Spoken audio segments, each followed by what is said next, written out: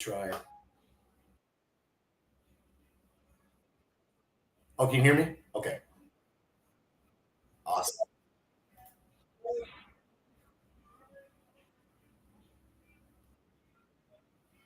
Okay. Yes. You want to introduce me or do you want to? Okay. Hey everybody, thank you so much for joining us today in National Cannabis News with Cassin. Here today I've got Derek. So glad Oh, from Family Trees. Thank you so much. It's always good to get to talk to other cultivators, especially cultivators in Michigan, especially cultivators who grow craft cannabis. Can you tell us a bit more about you and what you do? okay. Hi, my name is Derek Kalunga. I'm one of the owners of Family Trees. We are a licensed cultivator, Class B recreational, which means we can do 500 here in the state of Michigan. Um, we are all family owned, family ran. We do everything in house. We hand water, we hand trim. We specialize in basically individualized plant care. We take every plant matters over here. We're only 500, and we're probably running about 330 at a time. So each one of them is our babies. So that's what we do. Oh, well, that's so cool. I have to know, how big do your babies get? So mine can get. I've had them here in this facility. We have 12-foot ceilings. I when we first started, I had 100 plants, and they were like 10 foot tall, probably somewhere around 4 foot around. I have some. Trees! Yeah, they were family trees. Yeah. Family trees! I love Yeah. it! Okay. Yes. So that's how we came to be, just monster plants, and more focusing on trying to make the highest quality I can on each plant. Oh, very cool, very cool. Everyone, at the top of the hour, we have guests. We go ahead and introduce, but we like to focus on making sure people remember that cannabis is maybe legal where you are. You may be able to get it shipped to your house. You may be able to get it dropped off at your house. You may be able to go into a dispensary and buy it, and it might even be readily available and cheap. But that does not mean that people are not still being busted for this plant across the country, even in states with legal license programs, even in cities that have decriminalized. And I think that that's important to talk about, especially because just this week, the Drug Enforcement Administration reminded citizens of the United States that even if they live in a state with a state legal program, they are still able to come in and arrest them. Not that they will, they said, but that they could, and that we should be reminded that they have the power and authority to do so. Which was, I think, a good stark reminder that even though, I think it's 38 states now have licensed legal programs across the country, and many other states have municipalities with decriminalization, that people are still going to prison every year for the plant. Last year, 130,000 people were prosecuted for cannabis crimes in the United States. Okay? That's a lot of people. Even if they don't all end up in prison, right? They will forever have a record that says that they are a felon in the United States or the state where they live. So, speaking of these busts, and Derek, if you feel anything or you've been aware of any of these busts, please chime right in. We had two major busts in Texas this week, where between 30 and 150 pounds from two different people, two different citizens, were seized in the decriminalized town of Austin. Wow. Okay, so it's always been illegal in Texas. Texas is the #1 prosecutor of cannabis crimes in the country. Austin has decriminalized, I think, 4 years ago, but here we are. People were there. Now, in both cases, people were bringing material from out of state, okay, to distribute to people who live in Austin, right? Because people are buying cannabis in Austin because it's been decriminalized, but it's not legal there. These people will probably end up going to prison for intent to distribute in Texas, that is a life sentence. Wow. Okay. And last year Texas had over 22,000 people who went to prison in the state of Texas for cannabis crimes, including simple possession. So this is I kind of try to remind people, like, I don't even visit Texas, right? We have family there. And it's really rough when you try to go and visit and you want to be able to enjoy your cannabis, because what they have down there is not the best by any means. Yeah, it's not. Even if it could be coming from Oklahoma, which is just right next door, right? Or Arkansas, which is just right next door, or Missouri, which is just right next. Like, I mean, come on, guys. Like, or New Mexico, which is just right next door. Like, they're just surrounded by cannabis. Right? But, they just are not on board with legalization there, even though they're allowing, hemp products, which might even have THC in them, right? So, be mindful, okay? Yessie, thank you so much for joining us today in the chat. Derek, Yessie often comes. Yessie is in Louisiana. They also don't have weed there, and they arrest people there all the time. Although I didn't see anybody get arrested in Louisiana in the news this week, doesn't mean that didn't happen, though, right? So I did want to bring up Ohio while we're talking about. So we have friends, and since the recreational law is passed, they are allowing the sales of recreational in Ohio. And what they're doing, the police are doing there, is they're pulling people over. They're watching them. They're pulling them over after they leave the dispensary, and then they're making them submit to a blood test.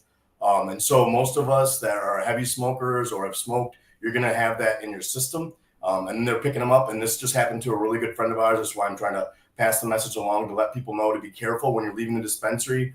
Maybe if your spouse doesn't smoke, have them drive, just so that you don't put yourself at risk. But they are pulling people over. They're giving them blood tests. And then they're writing DUIs. So and this is supposed to be a recreational legal state where you're supposed to be able to go in 21 and up and buy a product like anything else. So I just wanted to pass that along while we're talking. Oh, I'm so glad you brought that up. Here in Michigan, they started using these new breathalyzers that can detect if you've consumed in the last 30 minutes. So it's not even a blood test. And, I remind people that, it may be legal, but they're going to get you somehow, right? And a DUI is a life-changing sentence. Okay, and it's even if you don't go to jail, the expense of doing it could potentially put you into poverty, right? We're talking thousands of dollars to get through, sobriety required rehabilitation services, and then continuous drug testing on a daily, if not weekly basis, right? Things that you have to pay for, I might add, things that impact you. As Yessie says, it's messed up. It's an abuse of power. They can't arrest you for having cannabis anymore. Doesn't mean they don't still want to arrest you, right? Never and for a moment should we forget that we happily live in a police state. That we're glad that they're there sometimes, but that they will enforce their laws the way that they choose to enforce them, whether or not we agree with them. And that's why we should all raise our voices, including talking about things like, hey, nobody should be going to prison for this plant, right? Nobody should be going to prison for having smoked a doob, 3 weeks ago. Yeah. Okay? Right? So, if that's what police officers are doing because, they're angry because they didn't agree with legalization, which happens more often than we'd like to admit. Okay? They were prohibitionists before. They were still prohibitionists the day after recreational went live. And not just in Ohio. Across the country. It's been legal in Michigan for over a decade. Okay? And there are still sheriffs and prosecutors in the state of Michigan that would rather that it wasn't, and they will try to make things unpleasant for you. There are still people who don't want you to be able to grow in your own home, city councils that are constantly trying to take those rights away in Michigan, right? And we are not the only places. Ohio and Michigan are not the only places where these things are happening, right? Now, less prosecutions happening in Michigan than ever in decades past, which is great, right? Also, we're down by 50% total arrests, not just for cannabis, but for all crime in the state of Michigan. What happened, Michiganders? You just decided that you wanted to follow the law. Perhaps you're all stoned and so you no longer need to commit crimes. I'm not really sure, but it is happening. We know that it's happening. We can look at the data. We can look at the information from the FBI, right? So that's really good.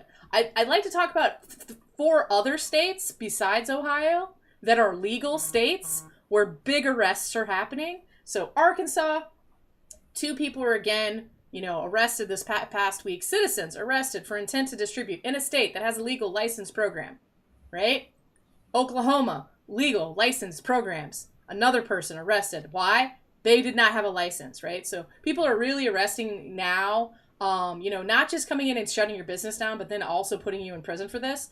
Even in Michigan, right? It's still a controlled substance. While it could be pretty simple, maybe a $2,000 fine, a slap on the wrists or something like that. It could also be, fraudulent testing practices. Failure to have the appropriate permits, right? So all of a sudden it goes from, okay, maybe it's no longer a criminal offense in Michigan, but all of a sudden now it could be something much worse than that. Something that makes you unable to pay your bills, right? And then they're garnishing your wages for the rest of your life. Right?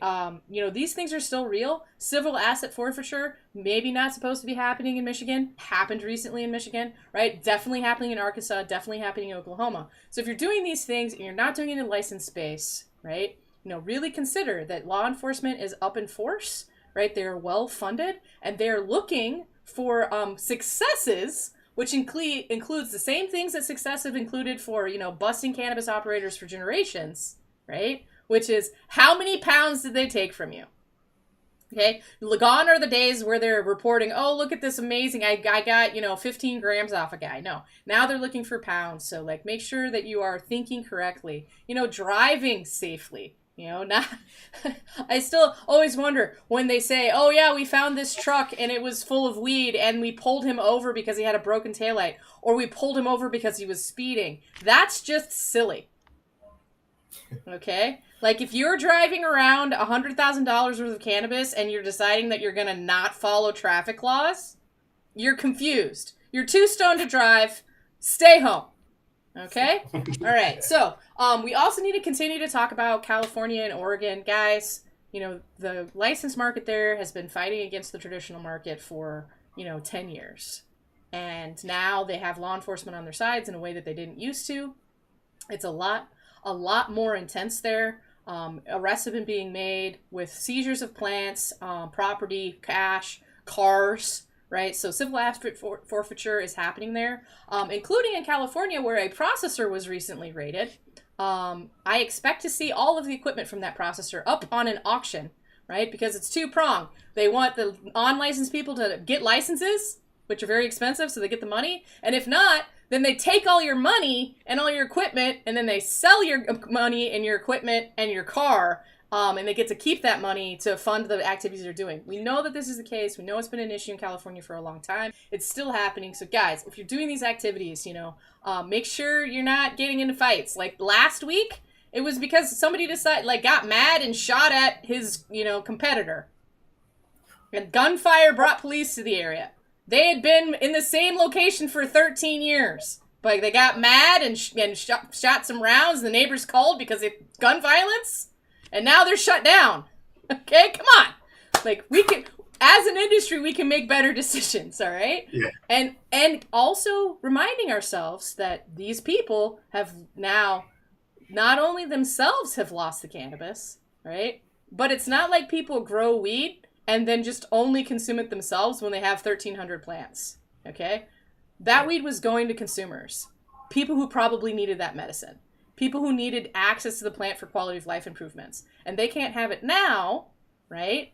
Because law enforcement came and shut them down. Now, can they get it from somewhere else? Probably in California, okay? Will they be able to afford it? Maybe not, right? So this is a shout out to regulators. Hey, when the answer is there are still hundreds, if not thousands of people operating in the traditional market because it's too expensive or complicated to operate in the licensed legal market, right? It doesn't mean that consumers don't need access to that product, right? So they're just going to be replaced by someone else until we make the system easier and more equitable for everyone. And that includes consumers and producers, right? And, not to mention all the people who are currently in prison in states that have recreational programs that are licensed and legal for decades, but they're still rotting behind bars, right? We should be considering those people and talking to our legislators and our, other government, the governors of your state. I definitely write a letter to Governor Whitmer once a month. Governor Whitmer, please release these prisoners from the state of Michigan, and they're not all released yet, so we got to keep doing it. We got to keep having that conversation. I feel like Derek also does this work, but I could be wrong.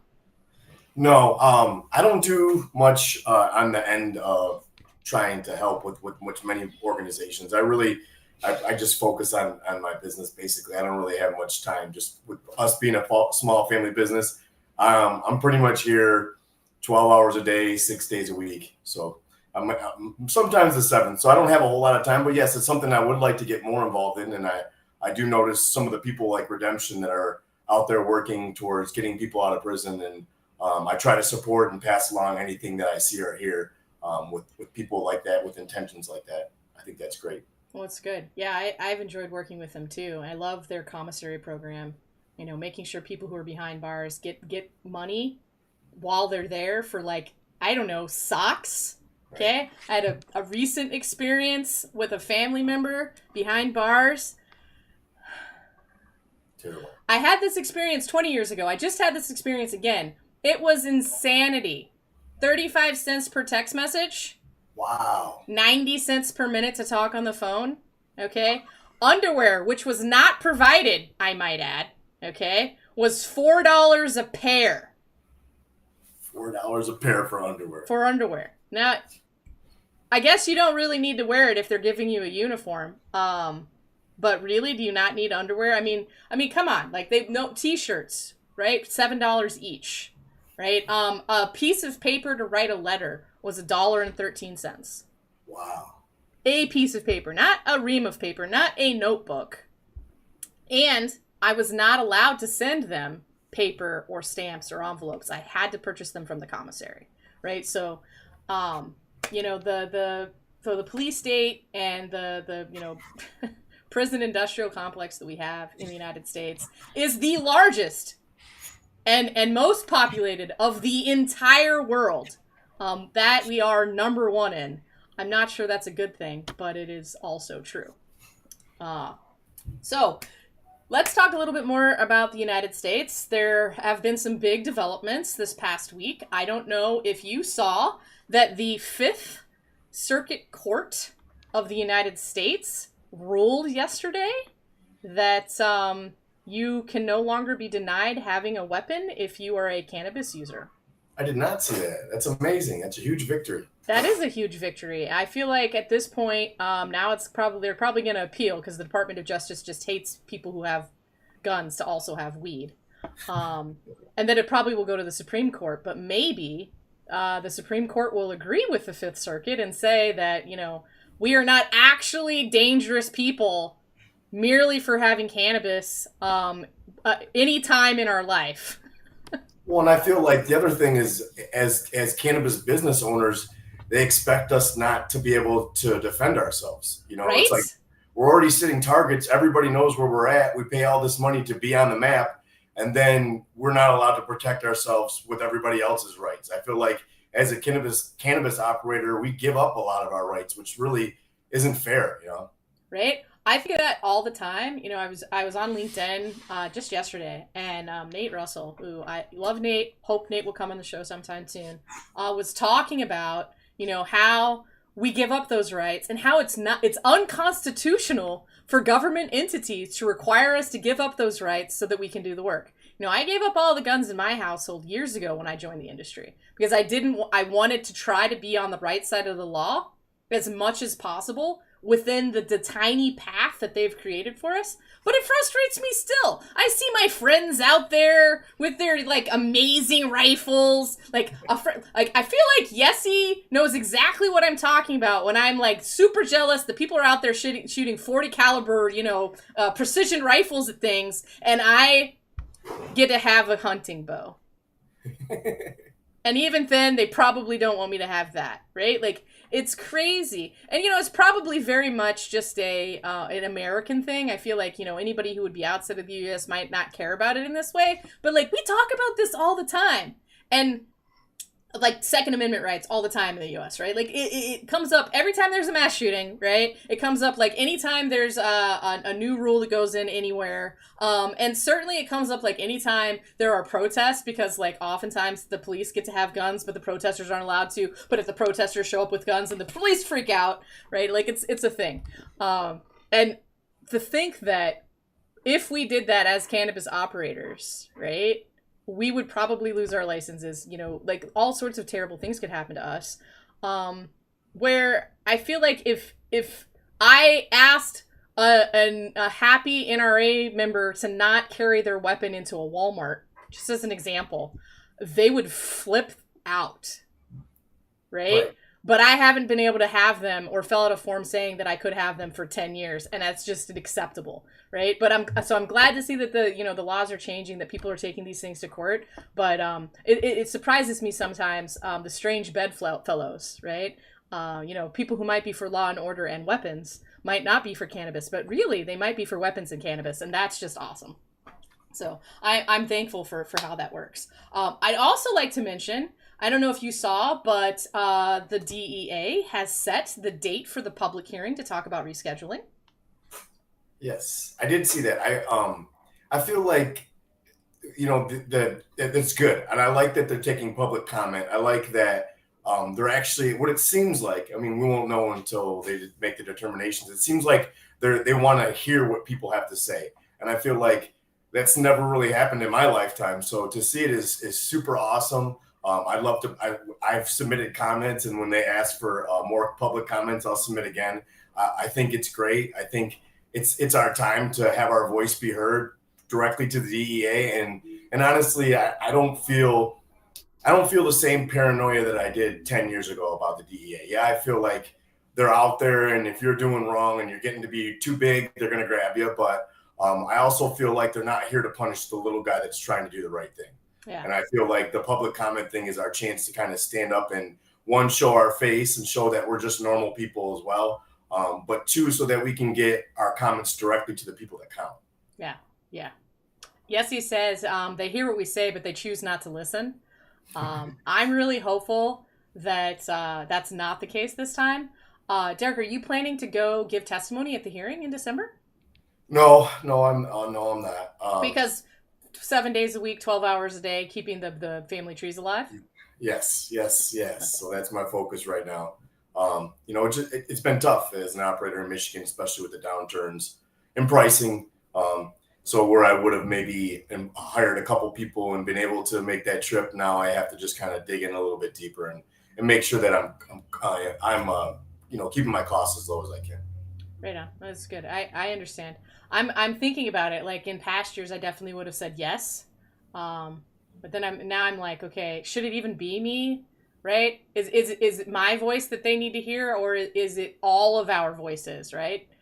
So I'm really hopeful that some of the people who put the really good comments in right there, because there were over 40,000 comments that were submitted, and a lot of them were just like, legalize weed, which is great. Okay, like yes, free the weed. Okay, I get it. Let's do it. But on the flip side, there were like some really thoughtful, 20, 30 page documents that were like, here's the things that we should change and why, and how the rule needs to be rewritten, and reasons why each section needed to be changed, that I really appreciated. So I'm hopeful all of those people will go to the hearing, because it's gotta be like 500 people for rescheduling and descheduling and like 5 prohibitionists. And if we can't manage that, maybe we don't actually deserve rescheduling or descheduling, right? Like, we need to show up for ourselves the same way the prohibitionists that don't want anything to happen are going to show up. Right. So, yeah, I couldn't, I know there were some people who were like mad about it because they thought, I don't know, that rescheduling would have already happened. But I estimated like in the next 2 to 3 years. So, as long as we're not talking about like 2035, I think we're good to go. Right.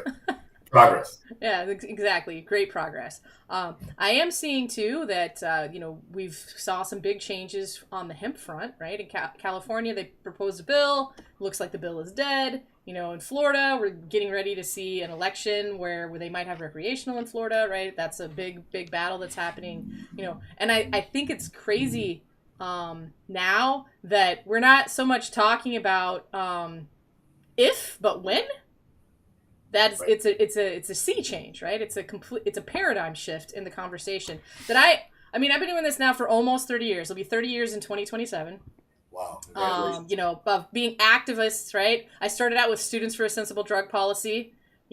Thank goodness they had groups for students to get a part of and be like, we think the rules for drugs are wrong. That was, I probably didn't sound like that, but I feel that way, like very Mickey Mouse, 20 years ago. And didn't expect that I would see it in my lifetime, because I know people that are my age now that had been doing that same level of activism for, 20 plus years, right? That have perished and never saw it happen in their lifetime, right? And I can't believe we're here. Like, these are extraordinary times, Definitely.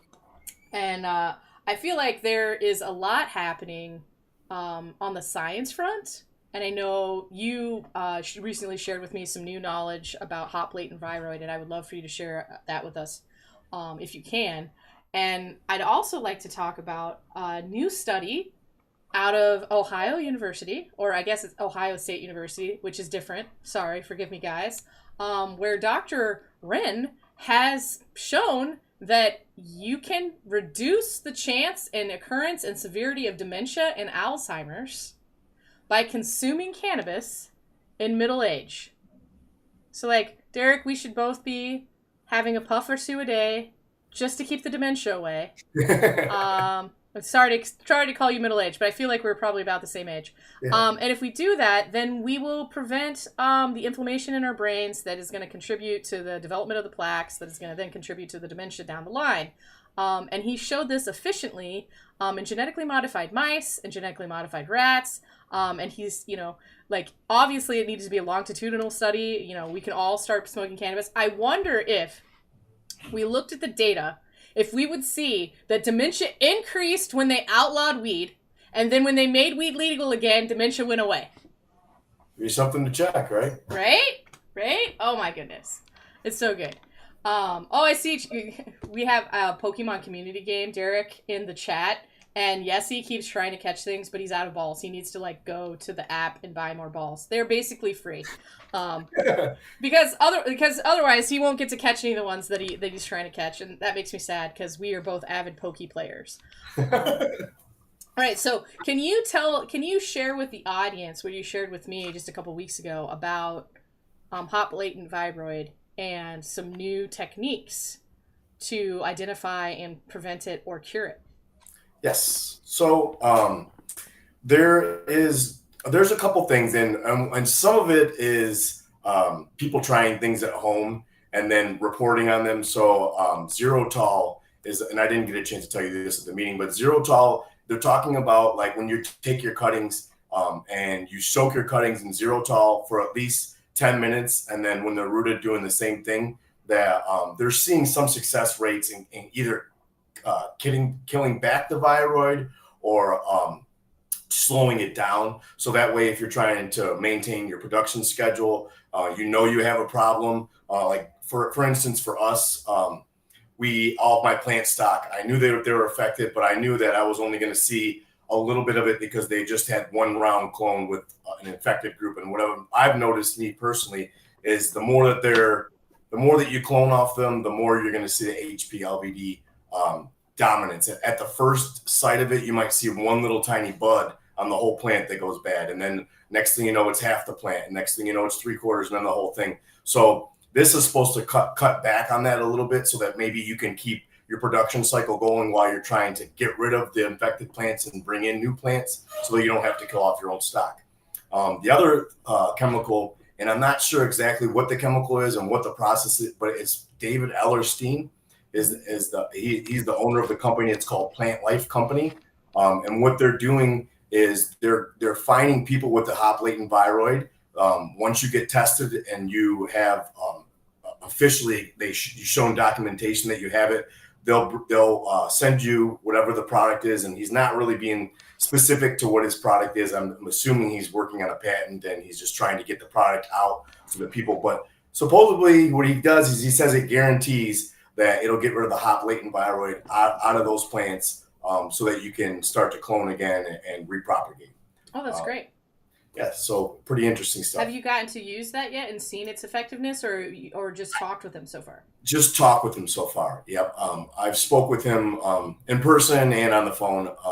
He Plant Life Company. I don't mean to plug anyone, but they're super cool. They work hand in hand with you on any problem that you have with the plant. I use some of their nutrients, some of their additives. And that's why I've been talking with him. He's trying to get me to switch to do his whole line. I'm not there yet. Yeah. But Changing nutrients is like, asking to marry, your son or daughter off to someone. And yeah, for me, like yes, I've been using the same stuff for a long time in like my personal cultivation. Every time I go somewhere, I'm like, you guys are using what? It's made from by who? When was the last time you had nutrient analysis? Like it's just it gets so deep. And I know each grower has like their it really is. It's like a marriage, right? Like you're used to it. You know how it's gonna perform. You know how often you have to clean. You know exactly what those ECs are gonna look like. yes, Right? And I feel like sometimes people forget that especially for all of us indoor growers, like you have to be precise because when you're not, you overwater, and then that causes huge swings in humidification, and then that causes huge swings in your electric bill, right? Not to mention like microbial growth and all those kinds of things that can happen because of humidity issues. Combined with this idea that your water, where you are and how you treat your water before you add nutrients, is different than probably anyone else's water, except for if you have like a neighbor that's right next door using the same well or the same municipality. And even then, I've seen differences. Where like my cultivation here in Lansing, there's a cultivator like across the street and down a block. We are like literally off the same main. Our incoming water is different because the underground pipes coming to our building are that different, right? So our starting ppms are different before it goes through RO to get pre-treated before we actually add nutrients. I feel like people don't even know, right? And for all those outdoor growers and for all those people growing in their backyards, if you're in Michigan or anywhere in the Northeast actually that had a lot of automobile traffic before they took lead out of gasoline, you will probably fail heavy metals testing in the state of Michigan. wow, that's Because wild. there's just so much, like it goes down like 12 inches into the ground. So if you're growing in the ground and you're growing outside and you haven't thought about that and pre-treated for it, all bets are off for you. Sad day for you. That's wild. Yeah, it's crazy. I mean, I it's good, right? Because we know that it exists, and it was very much like centralized, like Michigan East, because that's where cars were when it was leaded gas. But wow, like there are some places where the topsoil is just like seriously contaminated, and we grow food in it, and we play in it, and our grass grows in it, and our animals are romping around in it, right? And it's just chock full of heavy metals. That's wild.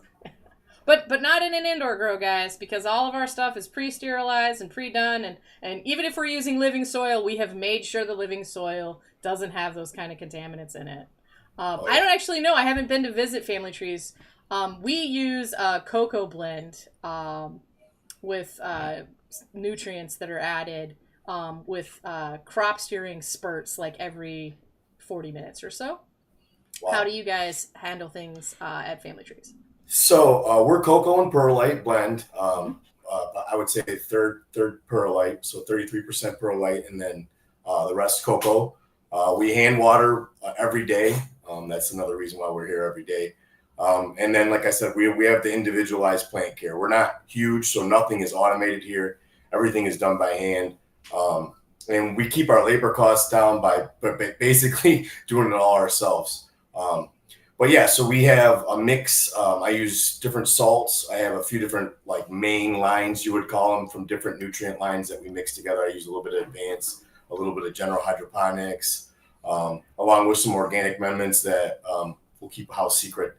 And we use those together, and that's how we get our product. Oh, that's great.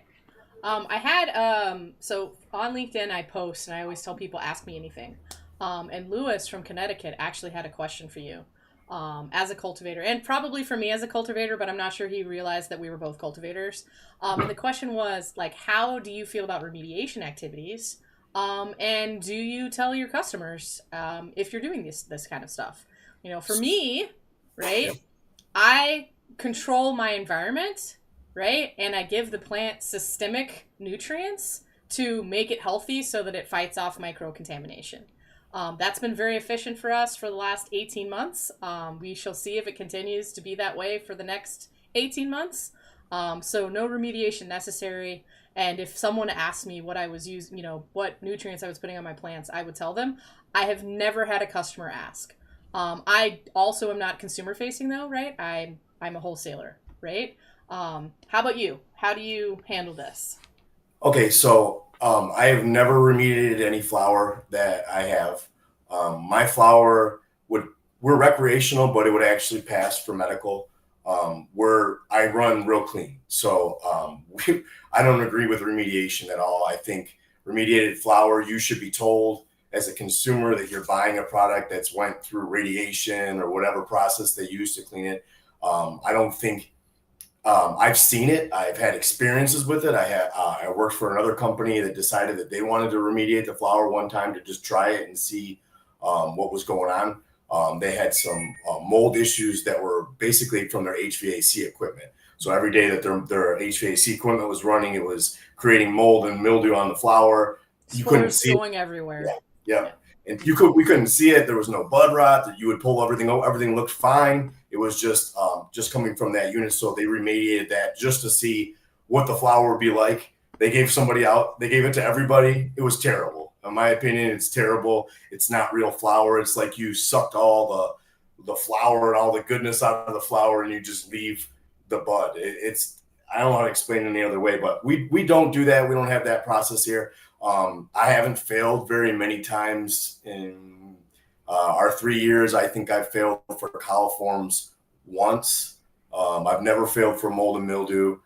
Because like just what you're saying, environmental conditions. I always make sure I don't stuff my rooms full and allow good airflow. If you have really good airflow and you're keeping your environmentals underneath control, remediation what really shouldn't even be an option for you.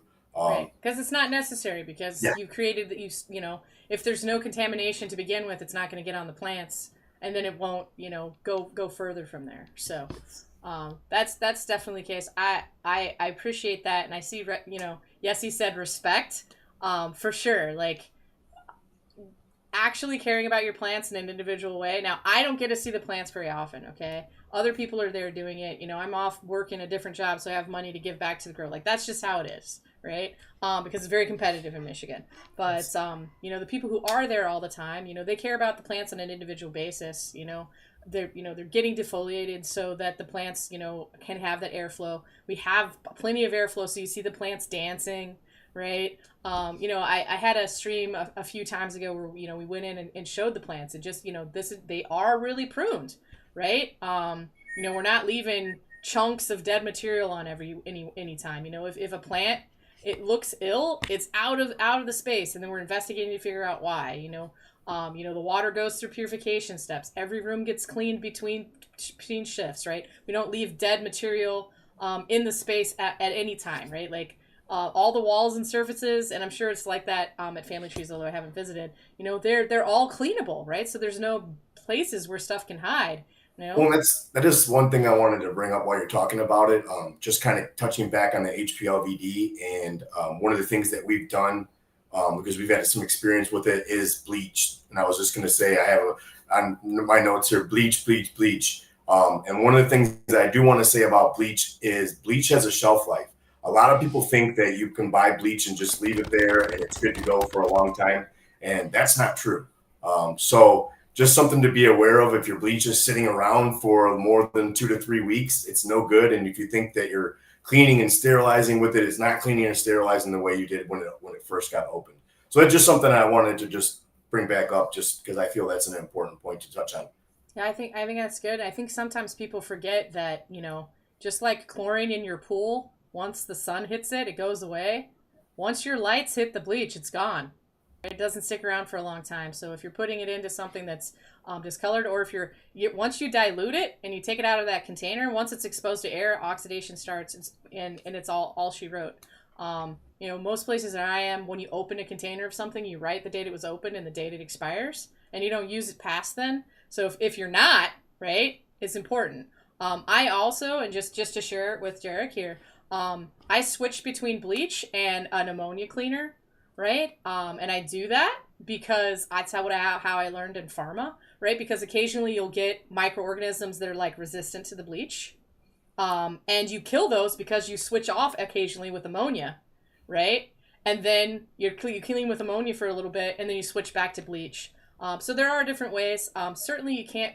I wouldn't say going around using ammonia while you have plants in a room. So this is when turns when there's no longer plants in the space, right? You're taking everything out and you're doing a deep clean. And it's just good sanitation. Same thing with like checking lines, right? Sounds like Derek doesn't have irrigation, so he doesn't have to worry about this. I mean, it's still difficult to water by hand, and I water by hand at home, but making sure your lines are clean, it takes that same kind of thing. Making sure you're not building biofilm, putting something through, going straight to drain, not to your plants. Okay, I'm not saying hydrogen peroxide your plants, but hydrogen peroxide cleaning your lines, right? It does a lot to reduce biofilm. Biofilm will make your life very unpleasant in the cannabis industry. All of a sudden, you start getting stuff growing in that cocoa that then takes over your whole plant. The same way you can have, root aphids come in with your cocoa and all sorts of other nasties. You got to watch for those kinds of things, and you watch for those things by buying from reputable sources, right? And by checking them when they show up. If your cocoa is crawling before you put it with your plants, it's not your plant that caused the crawling. Yeah, that's for sure. That's one thing that that I do over here is we use all dehydrated bricks for the cocoa, and that's one of the main reasons that I do use the dehydrated bricks, and I've found a lot less chance of having pests when they're dehydrated.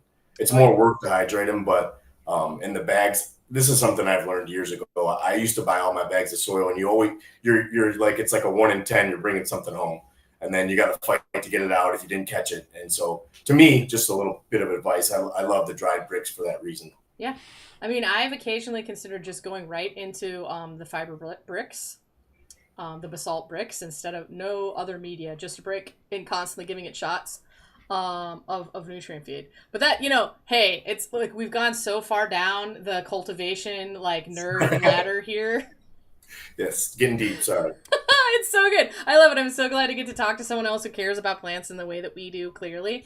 We also had BJ, first time in the chat, saying we love our plants. 100% we do.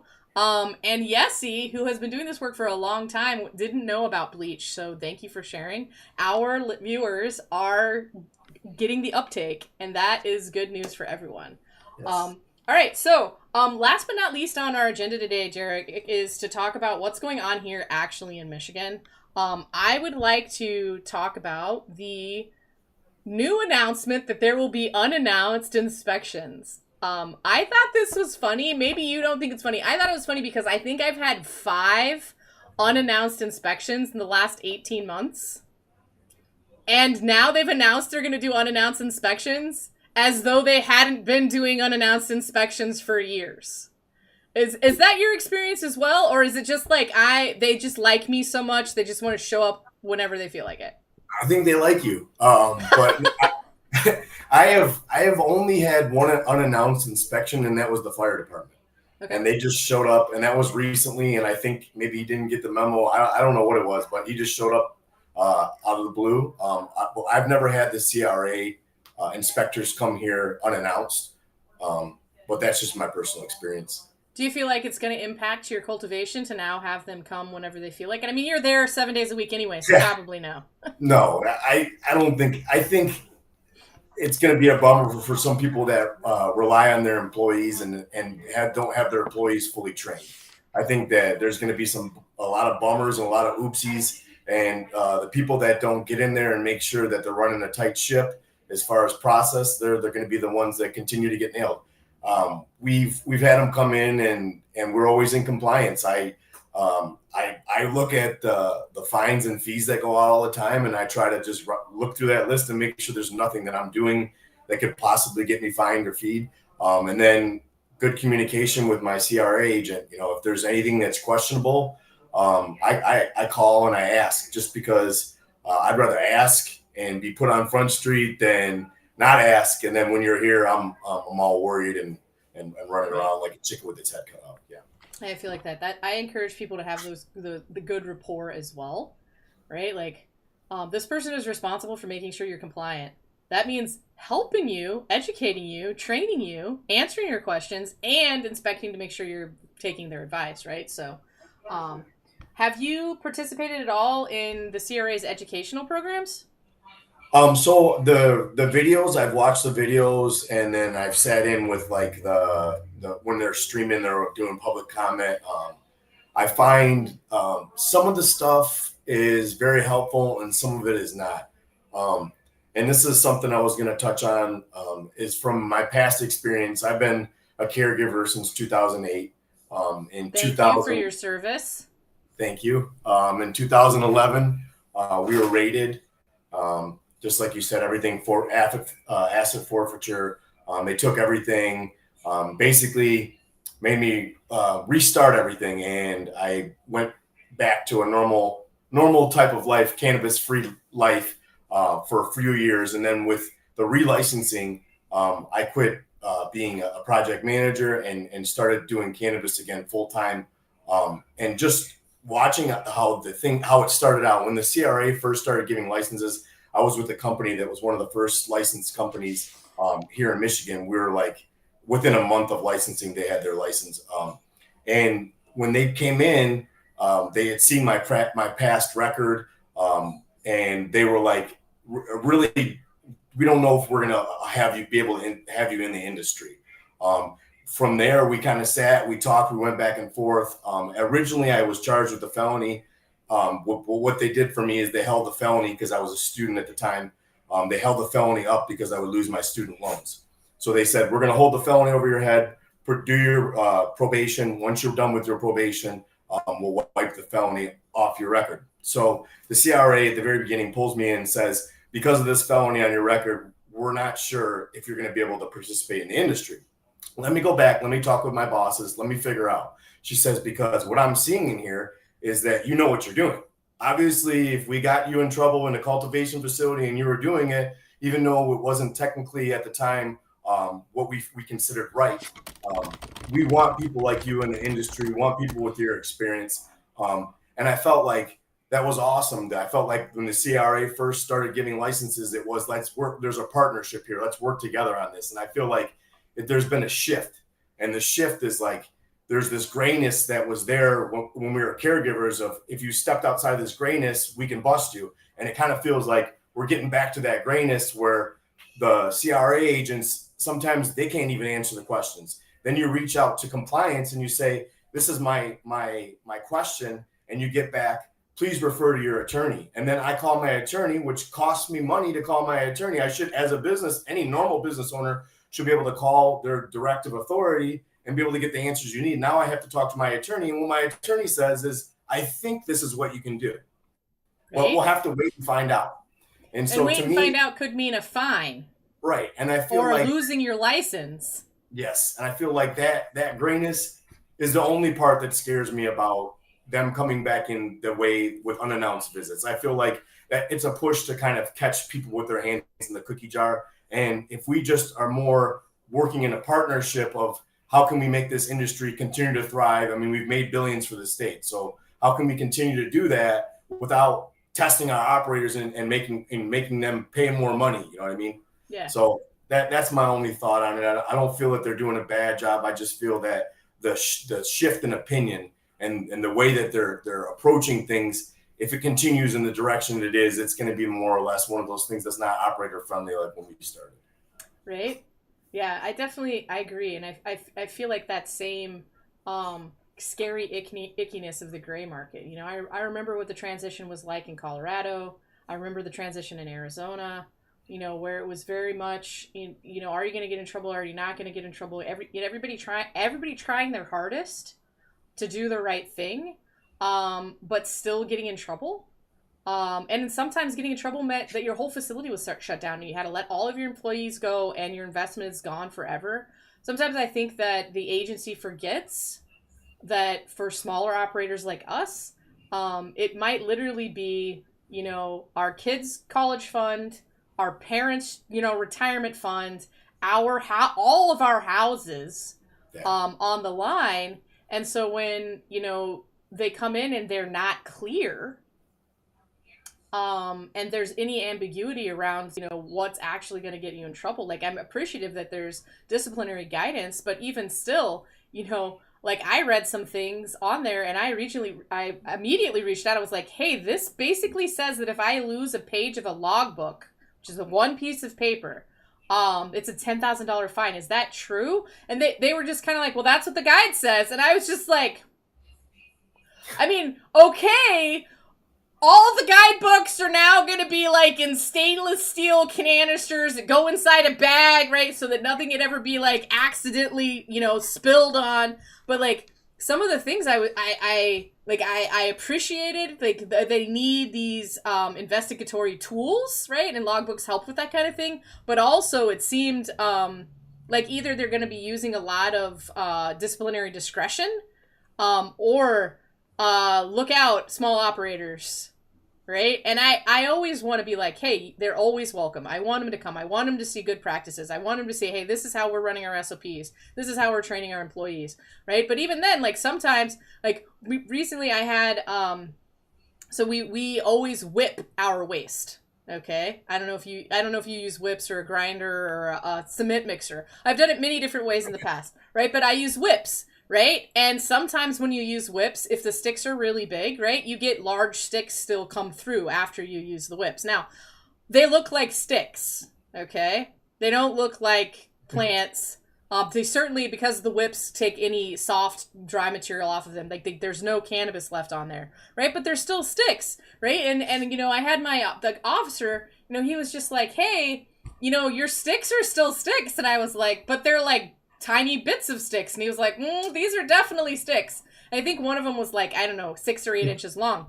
And he was like, nope, definitely still sticks. You're going to have to grind this. And I was like, the rule, do I have to grind it? Can I not whip it? Because I had been whipping it for 18 months with a machine that he had previously inspected under an SOP that he had previously reviewed and given me the thumbs up go, right? Because it's important to me that they see our process. And he was like, well, I know it's silly. And I was like, whoa, did a regulator just call the regulation silly? Like, I love him. He is so personable and candid, and I really appreciate that. But saying things like that, he's probably not just said it to us. And I hear similar things from other officers, right? Where it's like, I know this doesn't really make sense, but yeah, you need to do it, like, even though it's a stick now that looks like every other stick that happens to be brown or light tan, someone could still maybe accidentally think that it's cannabis, and it's strange for me because in other places I came from, right, they were like, just spray it with bleach, right? Like, when I was in Arizona, they wanted you to chemically treat it. So it was like literally we would just lay the cannabis waste on the cat and then like with a wand, spray it with a bleach solution and then scoop up the wet goo and put it in a bag and throw it in the trash. Like that was acceptable, right? And in Colorado, like they really were like focused on sustainability and how could we compost it. So they wanted you to like mix it with like soil or cocoa or whatever. And so it's everywhere is different. And none of it makes sense from like a waste management perspective, right? Right. 100%. Like I can remember thinking, so I need to find, like when they told me that I needed to mix it with other waste, I was like, what if I don't have any other waste? They're like, you got to mix it with 50% other waste. And I was like, so I need to like buy wood chips. The last company I was working for, they bought kitty litter, and they said that was the cheapest thing. It was like recycled paper kitty litter, and right? they were throwing I have a shredder, but Yeah. I just throw my shred waste in there, and then I bring all my mail from home, and I'm constantly shredding, and I'm always throwing the shred material in there. And I just think this is the goofiest thing. It's so goofy, and it's not sustainable. Right? And it's creating additional landfill waste that probably would have been recycled or composted otherwise, right? I mean, there's just so many things. And these are the kinds of regulations that, unannounced inspections are like being like, wow, these sticks are too long. And I mean, he was very kind and polite about it. He wrote everything up, and hopefully they won't fine us. Who knows? But like, it's just that kind of stuff that happens. And sometimes I wonder, is everyone, like there are 6,700 licensed operators in the state of Michigan. Are they all getting personal unannounced visits? I think that certain individuals, they're definitely, and it makes you wonder why and who and right? what's the criteria for picking them. Or That means they have to see at least 5 individual locations per inspector per day. Wow. That's a lot. Or not everybody's actually being visited. And I don't know what it's like, and I'm not trying to say that it should be one way or the other. But for me, it's like, on the one hand, I feel like they're doing all this educational outreach and trying to train us and treating us like we're partners and friends. On the other hand, there's such an intense focus on enforcement. And lots of small operators are saying, okay, I'm closing up shop because I can't afford to pay the fine. And is that operator going to lose everything and then they're never going to work in cannabis again? Or are they just going to switch to a non licensed operation? And, especially for all of the people who came from traditional market caregiver activities, right? Are they just going to go back to doing what they were doing? I feel like, this is one of those things that I'm watching in the state kind of play out. And what I've seen, as a caregiver, you're dibble dabbled. You're like 1 foot in the black market and you're 1 foot in the gray market, I guess you could say. And what I've been noticing kind of is more of a push towards the black market being more organized crime here in the state of Michigan. And I wouldn't say like specific groups, but what I would say is that when you take away the risk of, originally anything over 100 plants and you were dealing with the DEA, and now you have thousands of plant busts in Michigan and it's a fine. And it's like, I'm looking at my competition and I'm watching the place that just got busted in Lansing a few months ago with 3,000 plants.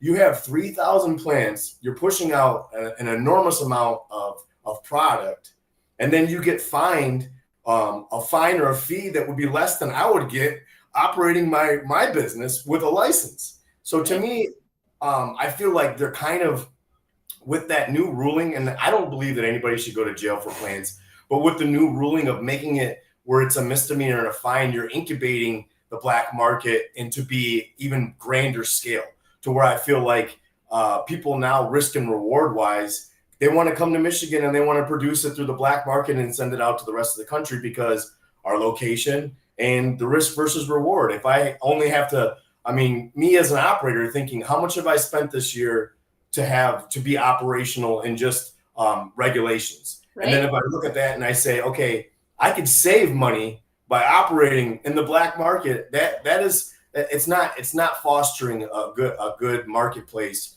for us as legal operators. And then when you add in the fact that the CRA is trying to pull this money out, you have everything for you as a small operator to not want to be legal. And I stepped in this business personally because of the legality. I was so tired of being in the gray that's why I went and got my normal job. And now hoping that, oh, wow, we're going to come up with the licenses. We're going to make everything clearly defined so that people can follow the rules that were intended to be followed. Give me the rule and I'll follow it. But when you say, I'm not sure this is what you're supposed to do, and we'll come in and we'll see if we believe you're doing it right or not, I feel like we're right back in that gray market again. Yeah, I so agree.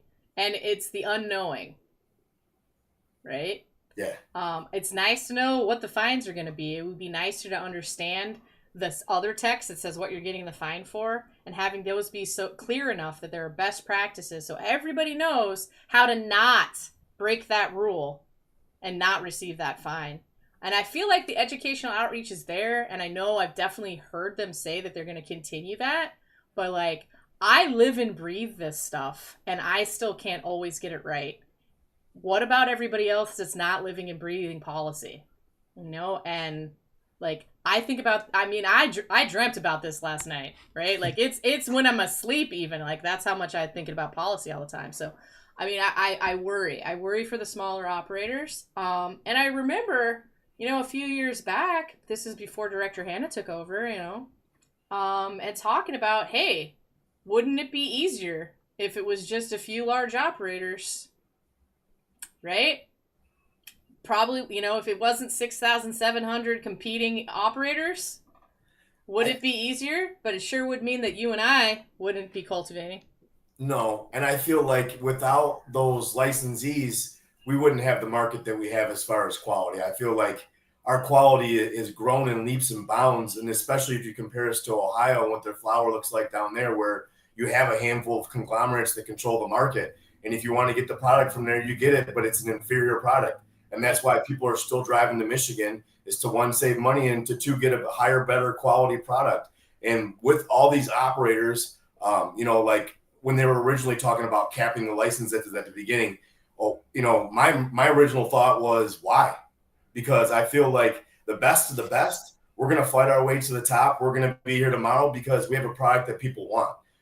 In a capitalist society where you don't cap, and I don't believe in everything capitalist, but I do believe that when you don't cap the market with you, then innovation will be bred because people will have to figure out a better way to either bring up their quality or bring down their cost to produce. And through those, we all learn. So I believe here in Michigan, one of the reasons that we have one, if not the best market in the country, is because of all the operators and everybody pushing each other's envelope to make it so that you have a little bit a better product than the next guy. We're all fighting, to have the best product. And because of that, you see some of the best flower coming out of the state of Michigan, in my opinion. And having been in a lot of states now, I think I'm 14 licensed states in. The product in Michigan is superbly better than even most cannabis in California, which is like the home of weed, and cheaper. That's wild. Wow. Right? Like I went to visit California not too long ago, and I was like, oh my gosh, where is this weed like 3 years old? What is happening over here? It was like flavorless fluff. So right. And I don't think I'm a weed snob, but other people might disagree. Yeah, I'm with you on that one. Well, that's good. Yes, yeah, you're true. It's so true. Michigan is a strange place. Okay, they call us Michiganders, like ducks. Okay, we're super strange. I feel like that's going to bring us to the end of the stream today, guys. Thank you so much for participating, the viewers, Yessie, BJ. I really appreciate you guys being here. Thank you so much, Derek. Do you have any parting thoughts for the audience that you want to share with them before we close it out today? So I just want to plug Family Trees a little bit. We're Family Trees Michigan here. We're in Jackson, Michigan. You can find us at Family Trees Michigan on Instagram. We're here. We want to produce the highest quality, and we want you guys to get relief and enjoy a different recreational than alcohol. I feel like, that's my mission, is to bring people, to bring a little bit better quality of life to people through the flower that I produce. And I'm so grateful to be able to do it in the state of Michigan. I want to thank all of our customers and anybody that is interested in us. Give us a check, and that's about it. Grateful to be on your show. Thank you so much, Cass. Yeah, thank you so much for joining me. Just another shameless plug for Family Trees. I have consumed this cannabis. He does not lie. And I feel like we have people in the audience that also agree with that. All right. So thankful. Oh, Diggy, thank you so much. I appreciate that you're here. Guys, just don't forget, rescheduling is happening. Elections are happening. You be involved. Your voice matters. I didn't think my voice would matter, and I'm seeing the change. Showing up, having these conversations, reducing the stigma, being honest and candid with each other and your neighbors and your family and your friends and your church members and your legislatures is going to get us to the finish line so no one else will go to prison for this plant and so that we can all be treated fairly. But we all have to do it, okay, guys? In the words of Patrick Mahomes, it takes all of us. All right, go Chiefs. I will see you guys all next week. Thank you again, Derek, for joining us. We're going to go ahead and end. Good. Bye. Bye.